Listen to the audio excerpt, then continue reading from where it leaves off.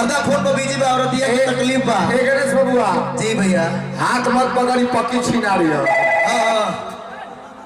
अरे साचे बोल कहिया कुआर रहलू आ कह गो रखल है भाता 10 गई तो कह दिया हो। अरे मलुओ के रखला से गुओ के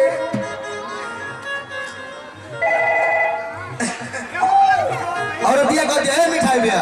ध्यान दो। अरे तो सुनी न बतिया कहवा बानी अरे बीजिए राजा जी कि मोरल सोढोड़ी में इनका बीछी लहरिया खींचिए राजा जी। क्या बात है आपका जवाब नहीं है। अरे तो सुनी न बतिया कहवा बानी अरे तो बीजिए राजा जी कि मोरल ध्यान दो मिठाई भैया तुम्हारे लसर भूमि में हमारा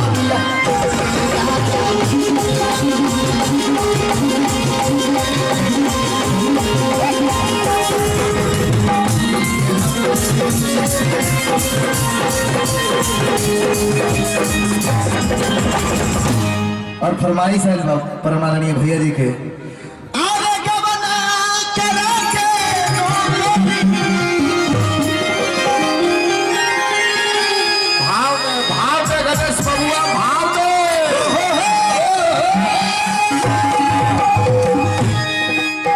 ज्योति जी और परेशान भैया कहत है कि राजा जी बाबा बाबा जी ध्यान देके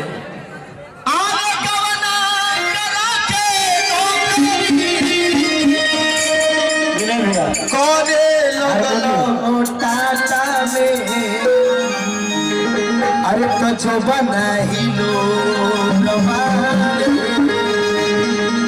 भैया रुके अरे कछो बनाई लो रमारे अरे राजा जी दुपाटा में जो बनाई लो रमारे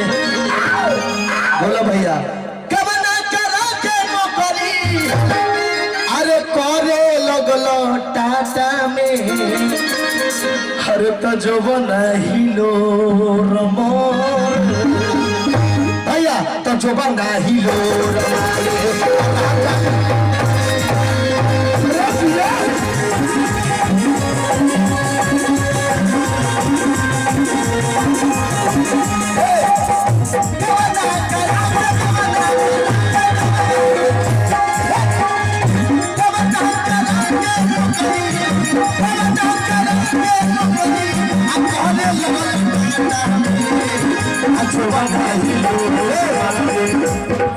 रुके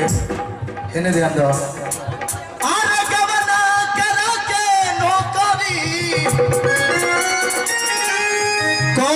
लगलो टाटा में ध्यान दो अरे तो जो बनाई लो रमारे अरे तो जो बनाई लो रमारे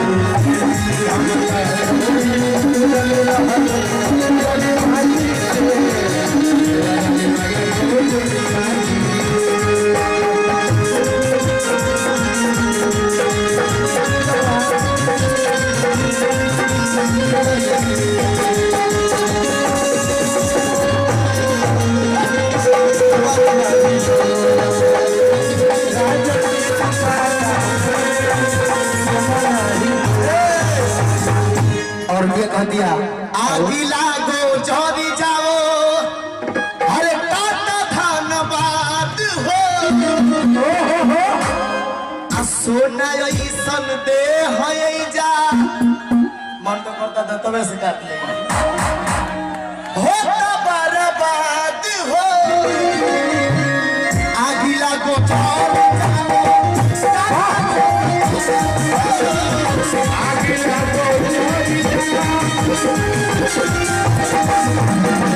सोना ऐसन दे है जा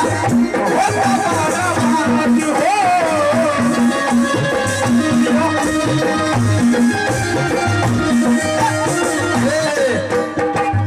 लगल है तन साहब वही जैसे चारों होके हाँ चारों में ध्यान दें ज्योति जी वही लगल है जो लगल है अकेला को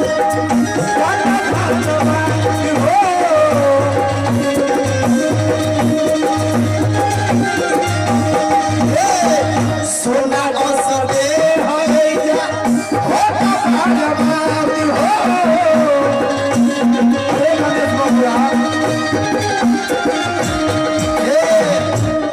औरती औरी कहती है राजा जी का कहती है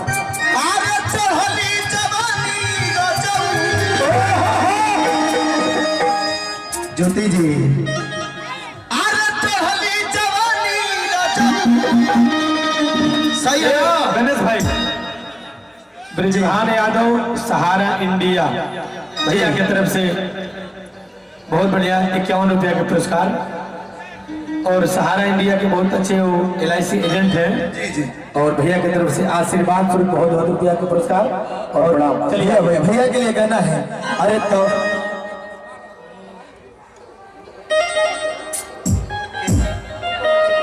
और चाचा जी की तरफ से बहुत रुपया का पुरस्कार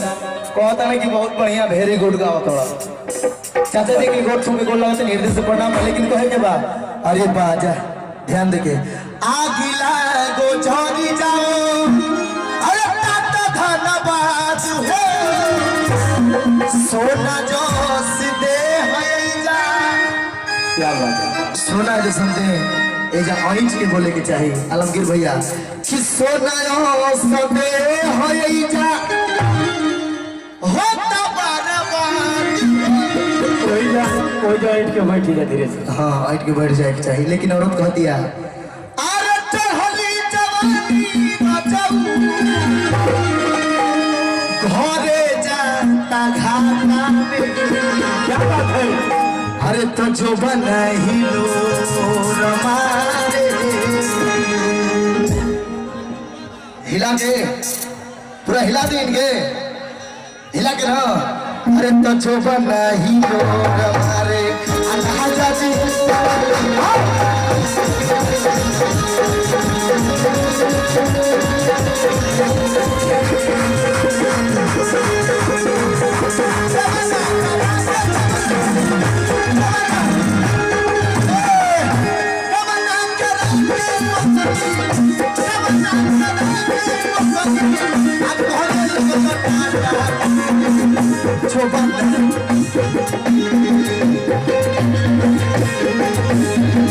राजा जी